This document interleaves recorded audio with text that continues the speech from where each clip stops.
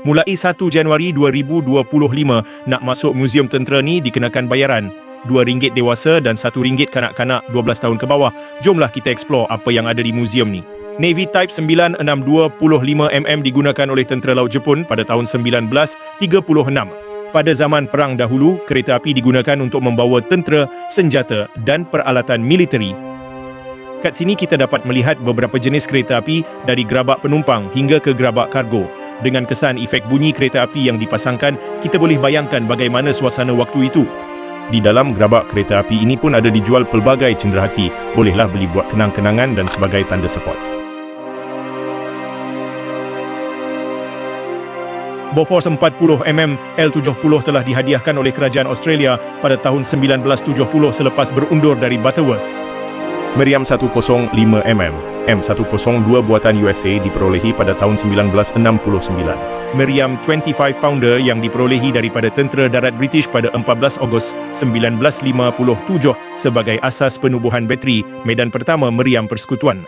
Muzium Tentera Darat ini telah dirasmikan oleh Seri Paduka Baginda Yang di-Pertuan Agong ke-12 Tuanku Said Sirajuddin Ibni Almarhum Tuanku Said Putra Jamalul Lail pada 28 Jun 2005. Di kaki 5 bangunan muzium ini dipamerkan deretan motosikal yang pernah digunakan oleh tentera sewaktu ketika dulu. Antaranya ialah model Suzuki GN250. Kita masuk pula ke dalam bilik galeri pameran. Model Future Soldier diilhamkan dari filem Terminator, dibuat pada tahun 2012. Daimler Ferret Scout merupakan kenderaan peninjau berperisai yang digunakan dari tahun 1952 hingga 2004 bagi membantu pasukan infanteri memerangi komunis. Koleksi peluru antaranya 25mm Dummy M794, rantaian dan peluru 7.62mm, magazine brand gun dan firing device DML F1A1. Antara koleksi Monoculus. Koleksi senjata buatan Parti Komunis Malaya PKM digunakan semasa era insurgensi dan konfrontasi di Malaysia. Ini pula koleksi senjata era Perang Dunia Kedua dan darurat, antaranya ialah M1 Grand Mortar Arm Blast Launcher. Kita ke galeri seterusnya iaitu era Kesultanan Kerajaan Negeri Melaka. Pelbagai artifak dan dokumentasi yang berkaitan dengan zaman Kesultanan Melaka dipamerkan termasuk senjata, peralatan dan maklumat sejarah yang memberikan gambaran tentang perjuangan dan kehidupan zaman tersebut. Senjata yang digunakan oleh orang-orang Melayu menentang penjajah. Dari sejarah Kesultanan Melaka, kita ke galeri era British. Robert Sandilands Froud Walker, seorang pegawai kolonial British yang memasuki perkhidmatan negeri-negeri Melayu bersekutu pada tahun 1879 sebagai pemangku pesuruh jaya polis bersenjata perak. Perjanjian Pangkor telah ditandatangani pada 20 Januari 1874 di atas kapal api Pluto. Semasa zaman penjajahan Tanah Melayu dahulu, telah lahir beberapa pahlawan Melayu yang hebat. Antaranya ialah Mat Saleh atau nama sebenar Datu Paduka Muhammad Saleh bin Datu Balu, pahlawan Sabah. Tok Janggut atau Haji Hasan bin Mat Munas, pahlawan Kelantan. Datuk Bahaman atau Abdul Rahman bin Tuanku Imam Noh, pahlawan Pahang. Datuk Naning, penghulu di Naning, pahlawan Negeri Sembilan. Datuk Maharajalela Perak yang membunuh JWW Birch pada tahun 1875. Rentap atau Liba Wanak Ningkan, pahlawan Iban, Sarawak. Dan ramai lagi pahlawan-pahlawan Melayu yang bangkit mempertahankan tanah air menentang penjajahan Inggeris. Kita teruskan eksplorasi ke galeri seterusnya iaitu era penubuhan askar Melayu. Galeri ini merupakan salah satu bahagian penting yang menceritakan sejarah panjang dan heroik pembentukan pasukan militeri pertama di Malaysia.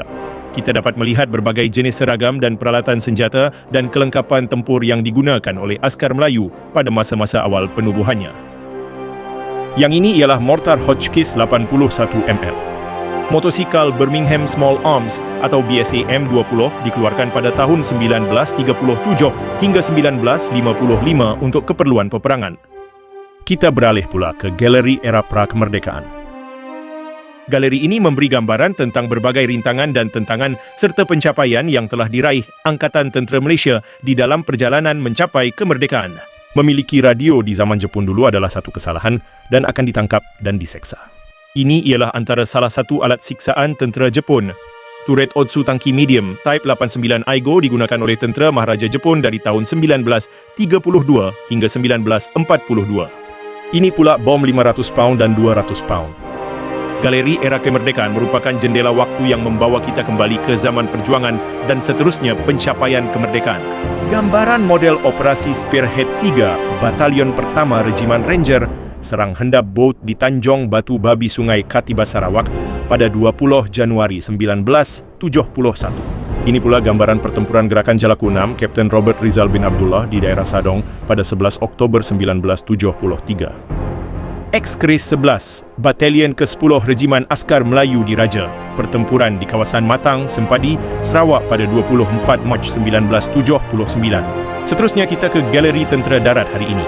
Galeri ini mempamerkan sejarah moden dan keadaan semasa Tentera Darat Malaysia. Selain itu, ia juga memberi maklumat mengenai operasi ketenteraan terkini, peralatan dan sumbangan Tentera Darat Malaysia terhadap keselamatan negara dan misi pengaman. Galeri Sumbangan Tentera Darat pula mempamerkan sumbangan dan pencapaian Tentera Darat Malaysia. Galeri ini mempamerkan pelbagai pameran berkaitan peranan tentera dalam keselamatan negara, misi pengaman dan perkhidmatan kepada komuniti. Ia memberikan pandangan mengenai dedikasi dan pengorbanan yang dilakukan oleh para tentera untuk melindungi negara.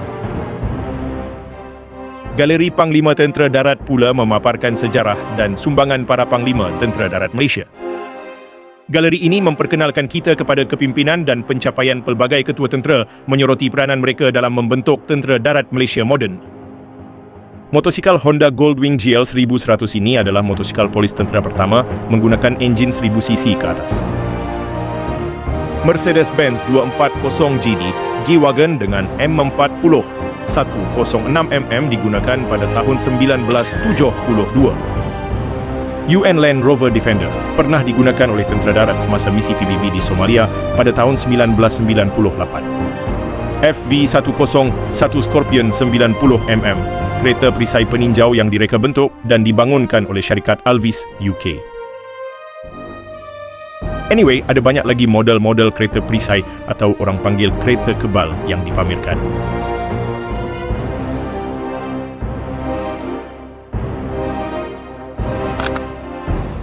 Grand Gun Carrier Mk2, kereta pengangkut yang beroperasi di Malaya, dilengkapi dengan satu machine gun Vickers 50 kaliber dan dua machine gun Vickers 3 inci. Kita ke Terowong Parti Komunis Malaya, PKM pula. Terowong ini dibina mengikut reka bentuk asal dari terowong pengganas komunis yang dikenali sebagai Terowong Piramid. Terowong asal terletak di Tanomairo, Betong di dalam wilayah Yala, Thailand. Terowong asal dibina pada tahun 1976 dengan tenaga kerja seramai 50 hingga 200 orang. Ia mengambil masa selama 2 tahun untuk disiapkan. Panjang terowong asal ini adalah 1 km. Lebar dan ketinggian kira-kira 1.5 meter. Ada 9 laluan keluar masuk. Antara senjata dan peralatan yang dirampas. Canggih tak canggih, dalam terowong ni siap ada bilik pembedahan dengan doktornya sekali. Terowong ini dibina lengkap dengan fasiliti seperti pos pengawal, tempat tidur, walaupun kecil dan sempit, dan juga bilik mesyuarat. Rasa seram sejuk juga berjalan dalam terowong ini. Keluar raja dari terowong, kami berehat sekejap di kampung Ikhtiar Hidup. Kawasan ini merupakan landscape mini hutan. Ada kolam ikan, gazebo dan jambatan gantung. Walau bagaimanapun, jambatan gantung ini ditutup kepada awam. Mungkin bertujuan untuk kerja-kerja penyelenggaraan. Pesawat McDonnell Douglas A4PTM Skyhawk. Pesawat pejuang satu tempat duduk ini telah dipasang enjin turbo jet Pratt & Whitney. Pesawat Alouette III merupakan helikopter utility ringan berenjin tunggal buatan Perancis. Helikopter ini sering digunakan untuk tugas pengangkut, peninjau, command post dan bantuan tembakan udara kepada pasukan tentera darat.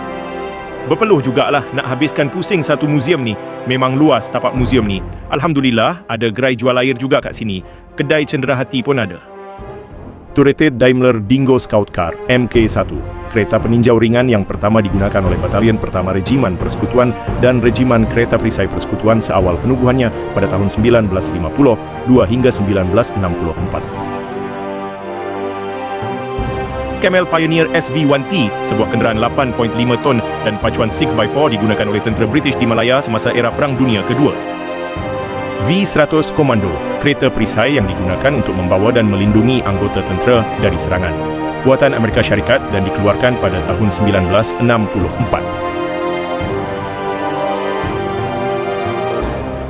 Ini ialah tugu peringatan di mana terukir nama 950 perwira negara yang gugur mempertahankan kedaulatan tanah air. Al-Fatihah. الحمد لله رب العالمين الرحمن الرحيم مالك يوم الدين إياك نعبد وإياك نستعين اهدنا الصراط المستقيم صراط الذين أنعمت عليهم غير المغضوب عليهم ولا الضالين